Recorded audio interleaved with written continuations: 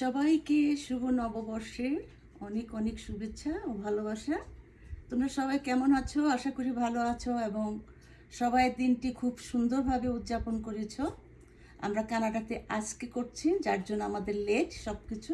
Anyway, তো আমি আজকে রান্না করেছি ইলিশ মাছ ভাজা, এটা শুটকি ভর্তা, এটা কালিজিরা ফ্ল্যাক্সিড ভর্তা, এটা রুই মাছ ভর্তা, আলু ভর্তা, বেগুন ভর্তা, এটা ডাল ভর্তা, আর এই মিষ্টি আছে, আর পান্তা, আসল যে খাবারটা পান্তা, আর এই যে কাঁচামরিচ পেঁয়াজ মরিচ ভাজা। এই